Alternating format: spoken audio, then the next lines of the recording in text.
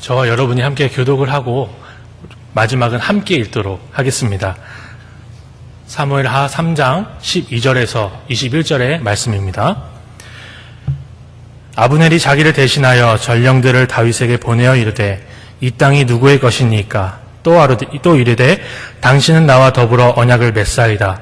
내 손이 당신을 도와 온 이스라엘이 당신에게 돌아가게 하리이다 하니.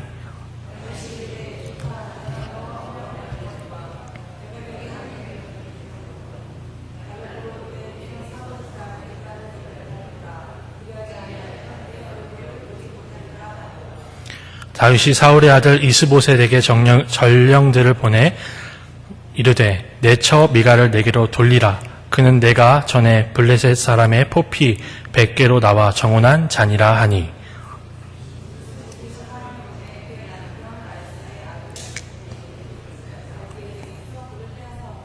그의 남편이 그와 함께 오되 울며 바후림까지 따라왔더니 아브넬이 그에게 돌아가라 하매 돌아가니라.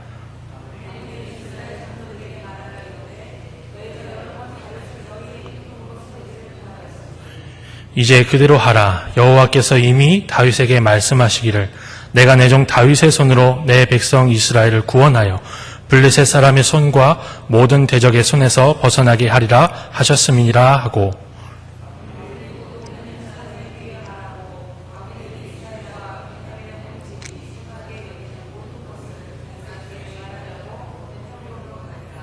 아브넬이 부하 20명과 더불어 헤브론에 이르러 다윗에게 나아가니 다윗이 아브넬과 그와 함께한 사람을 위하여 잔치를 배설하였더라. 함께 읽겠습니다.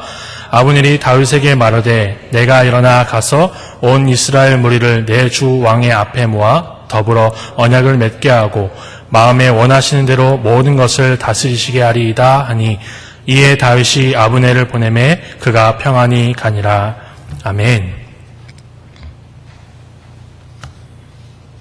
본문의 말씀은 제가 2장부터 2장 8절부터 4장까지의 말씀을 읽고 묵상하는 가운데 준비한 말씀입니다. 제목은 하나님의 나라는 하나님의 것이라는 것입니다. 너무 당연한 제목이고 너무 지루할 수도 있고 진부할 수도 있고 당연한 거 아닌가라고 얘기할 수도 있지만 오늘 이 시간에 하나님이 나를 하나님의 것으로 삼으신 그 은혜가 얼마나 놀라운 것인지를 다시 한번 고민하고 깨닫고 감사할 수 있는 시간이 됐으면 좋겠고요. 하나님이 하나님의 나라로 삼으시고 하나님의 것으로 세우신 우리가 어떤 것으로 그의 나라의 삶을, 그의 백성된 삶을 누릴 것인지 다시 한번 고민할 수 있는 이 밤이 됐으면 좋겠습니다. 너무나 당연하지만 하늘과 하늘들과 그리고 땅과 땅 아래에 있는 모든 것들은 하나님의 것입니다. 그렇죠? 하나님이 6일 만에 말씀으로 다 창조하셨기 때문에 감히 우리는 하나님의 것을 하나님의 것이라 말씀드릴 수 있는 거죠. 구약 성경은 바로 이 피조물과 창조주 사이의 소유와 소유자의 관계를 분명하게 보여주기 위해서 많은 지면을 할애합니다. 그래서 우리가 아주 깊이 구약 성경을 주의 깊게 살펴보지 않더라도 하나님이 만물의 주인이시며 만물을 창조하신 조성자라는 것을 분명하게 알 수 있어요. 그리스 로마의 신화에 보면 만물을 만든 신이 따로 있고 그것들을 다스리는 신이 따로 있습니다. 올림포스에 있는 신이 있고요. 그리고 만물을 만들었던 크로노스나 다른 여타 신들이 쫙 있습니다. 우리는 그런 신들을 믿는 것이 아니라 구약 성경이 가르쳐주고 있는 유일하신 여호와 하나님을 우리 창조주요 우리를 구원하시고 만물을 다스리시는 주제로 믿고 고백하지요. 구약 성경이 계속해서 그것을 우리에게 가르쳐주고 있습니다. 아담과 하와가 선악과를 먹어 만물이 땅이 하나님의 저주를 받아 엉겅퀴를 내고 가시를 낼 때에도 여전히 만물은 여호와의 것이라 구약에 가르쳐 주는데요. 모세가 이제 바로 앞에서 이제 우레소리와 그 우박이 막 떨어져서 애굽의 모든 작물들이 망가질 때 바로가 그거 좀 그만하게 해달라고 요청을 합니다. 바로 그때 모세가 들어가서 한 말입니다. 세상이 여호와께 속한 줄을 알리라. 바로에게 이 이야기를 합니다. 뿐만 아니라 이 사무엘 상에서도요, 아이를 못 낳던 한나가 분이나에 의해서 격동함을 받아서 그렇게 울고 슬퍼하던 그 한나가 여호와께서 주신 그 아이를 끌어안고 여호와께 드리면서 고백한 내용이 이렇게 나옵니다. 땅의 기둥들은 여호와의 것이라 여호와께서 그 세계를 그것들 위해 세우셨도다. 여호와의 것입니다. 여호와께서 세우셨습니다. 여호와가 창조주십니다. 주인이십니다. 라고 고백을 하고 되죠. 제가 조금 더 인용을 해보면 시편에 두 번이나 여호와의 것이다 라고 이렇게 나오는데, 나라는 여호와의 것이요 22편 28절의 말씀입니다. 여호와는 모든 나라의 주제이심이로다 라고 시편 기자가 노래를 하고 있습니다. 뿐만 아니라 땅과 거기 충만한 것과 세계와 그 가운데 사는 자들은 다 여호와의 것이라 시편 24편에 분명히 기록되고 노래되고 있는 부분입니다. 제가 일일이 다 인용하여 보여드리지 않더라도 분명히 하나님은 구약 성경을 통해서 자신이 창조했고 내가 다스린다 말씀을 하셨는데, 지혜 문학인 욥기에서는 또 너무나 분명하게 클리어하게 이렇게 말씀하고 있습니다. 누가 먼저 나에게 주고 내게 주고 나로 하여금 갚게 하겠느냐? 온 천하에 있는 것이 다 내 것이니라. 구약 성경의 문맥이 이렇게 쭉 갑니다. 제가 인용한 이 성경책만 해도 우리 성경책을 들고 찾아본다면 여기서 가운데서 거의 끝으로 계속 넘어가면서 구약 성경 어느 곳에서도 하나님이 주인이시고 창조주라는 말이 빠져있는 부분이 고백이 없는 구약 성경이 없는데요. 이 고백이 신약 성경으로 넘어갑니다. 그리고 동일하게, 그리고 더 자세하게, 더 영광을 돌리며 찬양하게 됩니다. 사도 바울은 이는 만물이 주에게서 나오고 주로 말미암고 주에게로 돌아감이라. 그에게 영광이 세세토록 있을지어다. 아멘. 이라는 아주 유명한 찬양의 글귀를 이야기함으로써 신약과 구약이 동일하게 여호와께서 창조하셨고 소유하시고 그의 나라는 그의 것이라 라는 것을 분명하게 얘기를 해주십니다. 우리가 이 말씀을 그냥 지나치고 당연하다라고 생각할 때는 몰랐는데, 깊이 생각해 보십시오. 모든 게 하나님 거예요. 모든 게 하나님이 만드신 거고, 모든 것을 하나님께서 통치하시고 지금도 가지고 계시는 실제적인 소유자라는 거죠. 근데 그 소유자께서 만물을 갖고 계신 분이 아브라함을 택해서 이스라엘 백성들을 내 것이라고 굳이 얘기하십니다. 내 것이다라고, 내 백성이라는 말이 한번 그 성경 어플을 통해서 한번 여러분이 우리 성도님들이 다 찾아보세요. 내 백성이라고 쳐보면 수백 개가 구약 성경과 신약 성경이 계속해서 등장합니다. 하나님은 이스라엘 백성들을 내 백성이라고 얘기합니다.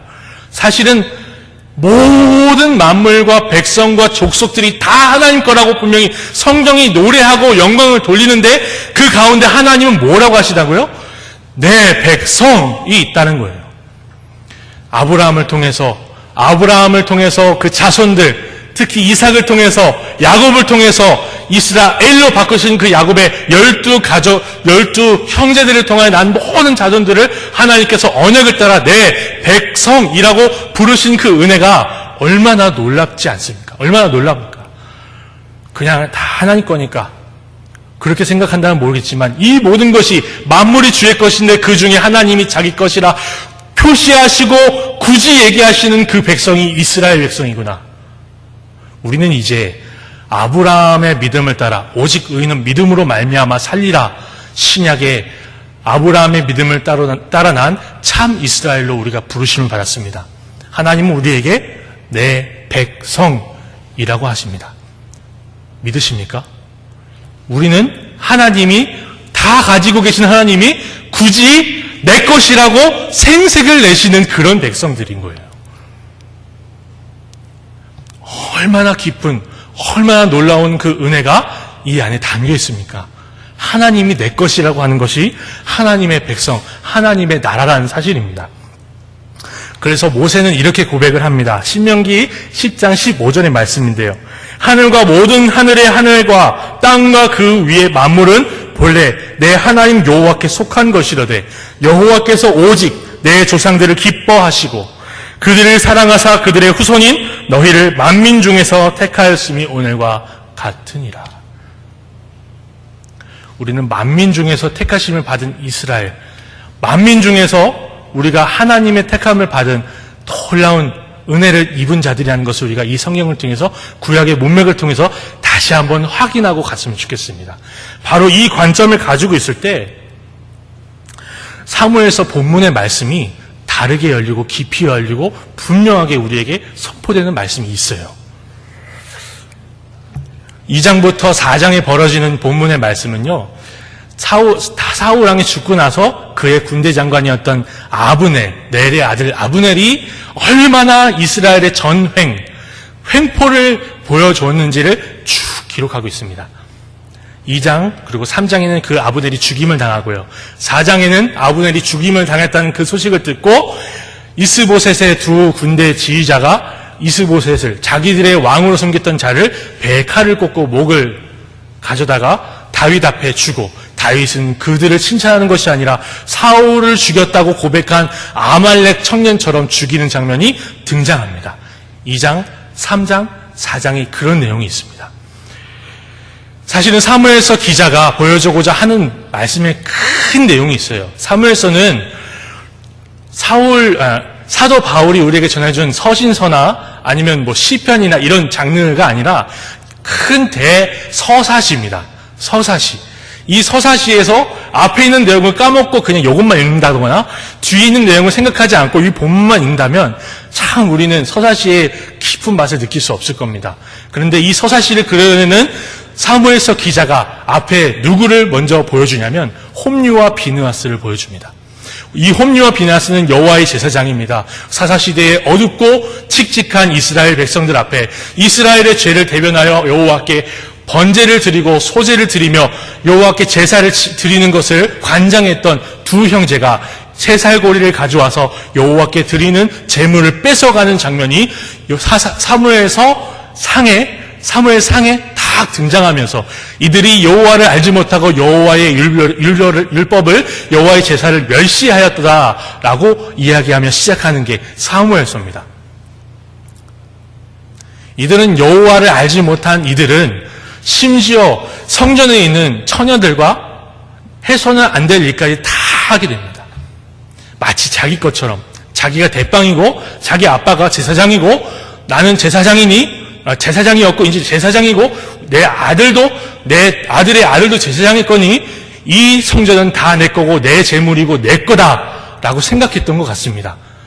여호와를 알지 못했던 그들의 여호와의 것을 도둑질하는 사이 하나님께서는 그들을 제하시고 사울을 첫 번째 왕으로 딱 등극시키시는데 이 사울이 자기 것처럼 여호와의 나라 하나님이 아브라함에게 주신 언약대로 세우신 그 이스라엘을 자기 나라처럼 군림하려고 합니다. 아말렉 사람들을 다 쳐부시고 양과 소와 모든 것들을 다 진멸하라 하셨으나 가서 좋은 건 남겨오고 아각 왕은 생포해 옵니다. 여호와께서 분명 버리셨다고 했음에도 불구하고 이 사울은 천천히 오 만만이라는 노래를 듣고 두려워 떨기 시작합니다. 내 건데 내 나라인데 다윗이 가져가려고 그래? 그래서 이 사울은 천천히요 다윗은 만만이라라고 노래하는 이 노래를 듣고 사울은 자기 것이 빼앗길까봐 자기가 사랑하고 자기에게 충성하는 1000명의 군사들을 데리고 다윗을 사막과 동굴에서 찾아 죽이려고 쫓아다니는 장면이 이막에 딱 그려집니다.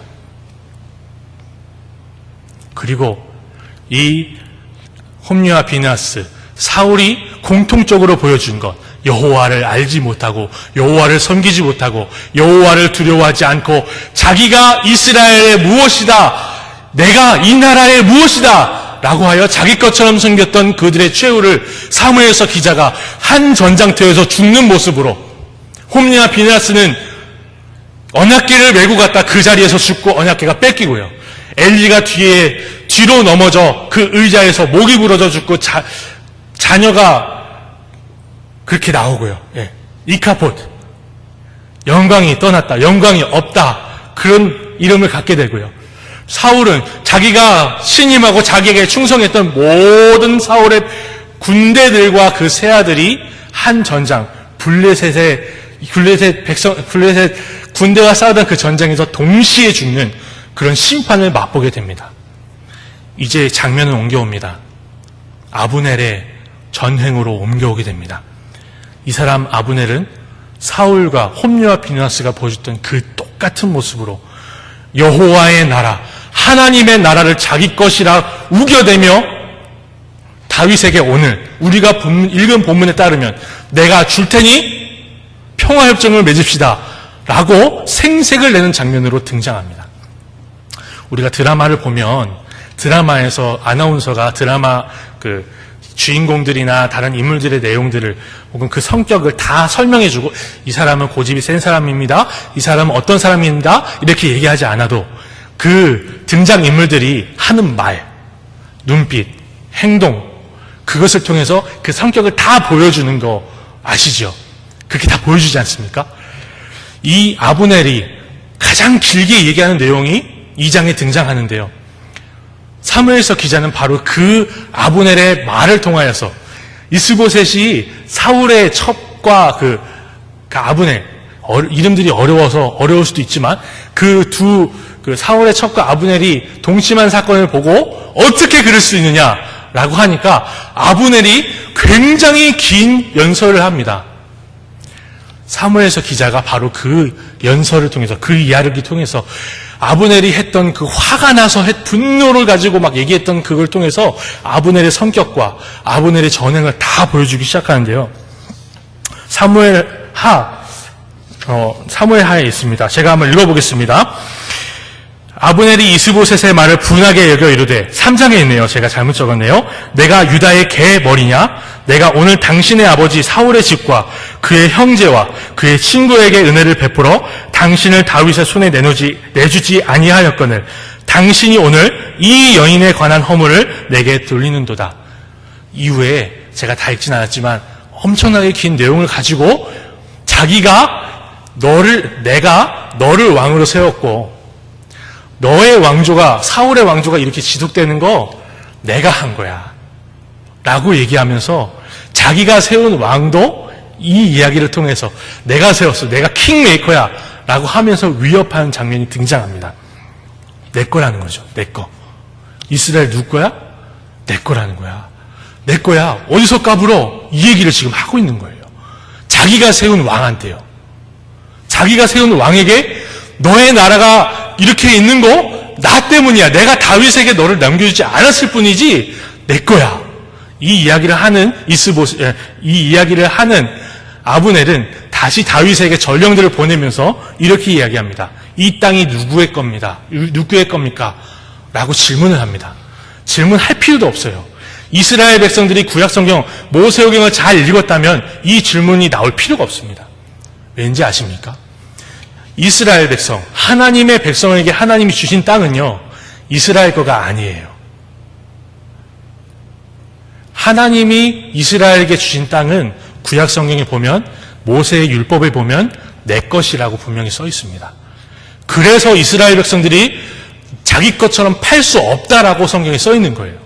그래서 희년이 돌아왔을 때 팔렸던 땅들이 다 주인한테 돌아가는 거죠. 그게 희년법이 가능했던 이스라엘 시민법이 가능했던 이유입니다. 내 땅이야 라고 하나님 분명 얘기하시거든요. 아브넬이 뭐라고 합니까? 다윗 보고요. 이 땅이 누구의 것입니까? 뉘앙스는요. 내 거 아닙니까? 사울 거 아닙니까? 내가 당신한테 줄 수도 있는 땅인데 어디 한번 받으시겠습니까? 아브넬이 결국에는 죽습니다. 결국에는 어떻게 죽냐면 아주 허무하게 죽습니다. 전쟁터에서 장렬하게 죽었다고 볼 수도 없고요. 전쟁터에서 아사헬, 요압의 동생을 죽였다는 그 사실 하나 때문에 요압이 잠깐 와볼래? 그래서 죽여버립니다. 다윗이 이 요압의 장례를 치르면서 멍청한 자가 죽는 것처럼 죽었다라고 그렇게 노래를 부르면서 울어요. 바보같이 죽습니다. 우리는 이것을 보았을 때 홈리와 비느하스, 사울, 그리고 아브넬에게 이어지는 이 전 이야기의 플롯을, 이 이야기의 줄거리 라인을 읽을 수 있어야 돼요. 하나님이, 사무엘서 기자가 하나님의 것을 도둑질한 자를 하나님이 직접 심판하여 처참하게 죽게 하시고 심판 가운데 정말 처절하게 죽을 수밖에 없도록 섭리해 가시는 모습을 우리에게 보여줌으로써 하나님이 이렇게 얘기하시는 거죠. 내 나라는 어느 누구도 빼앗을 수 없는 내 것이다 라고 보여주는 이 플롯을 우리가 읽을 수 있어야 됩니다. 그렇습니다. 하나님의 나라는 아브넬이나 사울이나 홈리와 비나스가 자기의 직분을 가지고 빼앗거나 자기의 능력을 가지고 어떻게 해볼 수 있는 나라가 아닙니다. 하나님의 나라는 하나님의 것입니다. 하나님의 나라는 절대 빼앗기지 않습니다. 우리 주 예수께서도 이 말씀을 하십니다. 내가 이 반석 위에 내 교회를 세우리니 음부의 권세가 이기지 못하리라. 음부의 권세라고 하면 사망의 권세라고 바꿔 이야기할 수 있는데, 이 반석 위에라고 하신 이 말씀은 가톨릭에서는 베드로 위에라고 인간에 대한 것이다 라고 얘기를 하는데, 우리는 베드로가 했던 고백에 대한 것이다 라고 이야기를 하죠. 왜냐하면 베드로가 이후에 예수님께 질책을 받기 때문에 그렇습니다. 사단아 내 뒤로 물러가라 라고 말씀하시잖아요. 이 베드로의 고백 위에 주는 그리스도시요 살아계신 하나님의 아들이시나이다 라고 가이사랴 빌립보에서 했던 이 고백 위에 예수께서 교회를 세우시고 아브라함과 다윗의 자손으로 오신 그분의 나라를, 하나님의 나라를 세우십니다. 회개하라 천국이 가까이 왔노라 하신 그분께서 그의 나라를 세우시고 뭐라고 말씀하시죠? 음부의 권세가 이기지 못하리라. 그래서 우리는 참 신기하게도 북한에 그렇게 사람의 목숨을 개미 한 마리의 목숨보다 더 중요하지 않게 여기는 그 북한에 지하교회가 있고, 그곳에서 울부짖는 성도들의 한숨소리와 간구가 있다는 것을 간간히 듣게 되는 것 아닙니까? 무슬림에서 예수를 믿는다고 얘기를 하면 바로 돌로 쳐서 죽이거나 아니면 사회적으로 완전히 격리를 시켜서 죽을 수밖에 없게 만든대요. 그런데도 거기서도 음부의 권세가 어떤 일을 해도 예수를 믿고 고백한 자들이 끊어지지 않는다는 거. 우리 하나님의 나라는 하나님이 지키시고 우리 주님의 나라는 주님의 것이라는 걸 분명하게 보여주는 역사적인 반증이라 할 것입니다. 그렇습니다. 우리 하나님의 나라는 하나님의 것인데, 다윗은 그 하나님의 나라를 바르게 고백합니다. 사울을 죽인 자를 죽임으로 하나님이 세우신 기름 부음 받은 사울을 하나님이 심판하시지만 나는 심판하지 않겠습니다 라고 고백을 해버립니다. 그리고 사울과 맺었던 그 언약을 가지고 다윗은 이스보셋을 죽였다는 그 두 사람을 처단합니다. 그리고 하나님이 나의 왕이십니다 고백을 하는데, 시편 23편은 다윗이 지었다라고, 그렇게 다윗이 저작했다라고 잘 알려져 있는 여호와는 나의 목자시니 라는 시편이 있습니다. 그 목자라는 개념이 어디에서 나오냐면, 구약성경에서 왕을 표현할 때 목자라는 개념을 가지고 옵니다. 다윗이 고백했던 것, 다윗이 그 인구를 조사함으로 인해서 이스라엘 백성들이 죽어나갈 때 다윗이 고백했던 게 뭐냐면, 여호와는 나의 목자입니다. 여호와가 진짜 하나님 여호와께서 이스라엘의 왕이십니다 라고 고백하는 거거든요. 그 다윗을 통해서 예수께서 오셨습니다. 그리고 그 예수께서 우리의 왕 되어주셔서 우리가 하나님의 나라가 된 것입니다. 이제 하나님의 나라인 우리, 하나님의 자녀, 하나님 것으로 부르심을 받은 우리는 이 말씀 앞에 어떻게 살아야 될까요? 저는 이 말씀을 보면서 좀 고민해 봐야 될 게 있다고 생각합니다. 한국교회의 상급론이라는 것이 있습니다. 이 땅에서 열심히 봉사하고 헌신하면 우리 하나님께서 하늘에 상급을 착착 쌓아서, 어떤 사람은 대궐 같은 집에 살 것이고 어떤 사람은 초가집에 살 것이다. 어떤 사람은 개털 모자를 쓰고 다닐 것이고 어떤 사람은 다이아가 온갖 빛을 발하는 면류관을 쓰고 다닐 것이다 라고 이야기하며 상급을 받기 위해서라도 열심히 살아야 할 것, 헌신해야 될 것을 가르쳐온 역사가 있습니다. 예.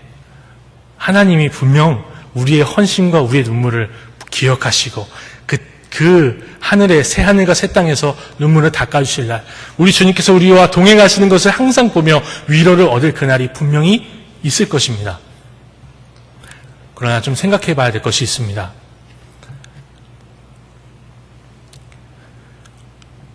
이 땅에서 열심히 하고 강대상을 닦으면 어떤 보물이, 성가대석을 열심히 청소하면 어떤 보물이 있을 것이다라고 얘기하는 것. 이 땅에서 자본주의처럼, 자본주의가 열심히 노력한 대로 다 보상해 주는 것처럼 이 땅에서 열심히 하면 하늘나라에서 내 것이 쌓일 것이라고 이야기하는 것. 좀 모순이 있지 않습니까? 모순이 있지 않습니까? 하늘나라 가서 내가 가지고 살 것, 내 것이라고 이야기할 수 있는 것들이 많이 쌓일 것이다 라고 이야기는 하는 것, 좀 모순이에요. 우리가 하늘나라에서 받을 상급은 하나님이 나를 내 것이라 불러주신다는 사실, 그거 하나밖에 없어요. 우리가 하늘나라에서 받을 상급은 하나님이 나를 하나님의 자녀라, 유업을 이을 자라 말씀해 주실 것밖에 없습니다. 이 땅에서 열심히 살아 하늘에서 내 것을 쌓는 것이 아니라 하나님의 나라에 가서 하나님의 것이 된다는 것 자체가 우리가 받을 상급이라는 거예요. 그래서 신약의 성도들은 그 요한계시록에 나오는 그 많은 목이 잘려 죽고 순교한 많은 자들이 70장로가 여호와께 보좌에 앉으신 이에게 무엇을 던집니까? 자기가 상으로 받은 면류관을 벗어 던져드리며 하나님께 영광을 돌려드리고 있다는 사실을 분명히 성경이 우리에게 보여주고 있습니다. 우리는 하늘나라에서도 내 것을 찾아 무엇인가를 가지려고 열심히 살지 않기를 바랍니다. 어린 아이들에겐 그렇게 가르칠 수 있습니다. 혹시 신앙이 연약하신 분들에겐 그렇게 설명해 드릴 수도 있을 것입니다. 그러나 살아도 주의 것이요 죽어도 주의 것입니다라고 고백하는 우리는 다르게 더 성숙한 방향으로 나아가야 될 것입니다. 주님, 내가 예수를 안 것이 내가 받을 수 있는 가장 큰 상급입니다. 내가 예수를 나의 구주로 고백하는 것이 내가 이 땅에서 누릴 수 있는 가장 큰 행복입니다. 저 하늘나라에서 주님과 동행하며 우리 주님이 나와 영원히 함께 하신다는 그 사실 하나가, 주님을 영원토록 즐거워하고 영원토록 그분을 영광롭게 할 수 있다는 그 사실 하나가 나에게 가장 큰 면류관입니다. 고백할 수 있는 우리의 신앙의 고백들이 됐으면 좋겠습니다. 실패하십니까? 핍박받으십니까? 가난하십니까? 어렵습니까? 우리는 세상 사람들이 겪지 못할 예수로 인하여 받는 핍박이 하나님의 영광의 은이 함께하는 것이다 라고 말하는 사도 바울의 그 고백대로 우리가 세상이 이해할 수 없고 세상이 줄 수 없는 그 평화와 그 기쁨과 그 영광, 말로 헤아릴 수 없는 그 놀라운 은혜를 받았다라고 고백해야 될 그런 사람들입니다. 그런데 만약에 이 땅의 것을 똑같이 저 하늘에서도 얻으려 하고 어떻게든 내 것을 위해서 살다면 하나님의 것을, 하나님의 나라가 하나님의 것입니다 라고 고백한다 한들 우리가 그 고백이 온전하다 할 수 있겠습니까? 우리는 이렇게 고백해야 될 줄로 믿습니다. 주여, 주의 것은 주의 것입니다. 하나님의 나라는 하나님의 것입니다. 주여, 나도 하나님의 것 삼아주셔서 감사합니다. 우리 이런 고백으로 남은 한 주를 살아내고요. 주님 오셨을 때 잘했다, 충성된 종이다, 칭찬받고 인정받을 수 있는 하나님의 모든 백성들로 세워지기를 간절히 바랍니다. 기도하겠습니다.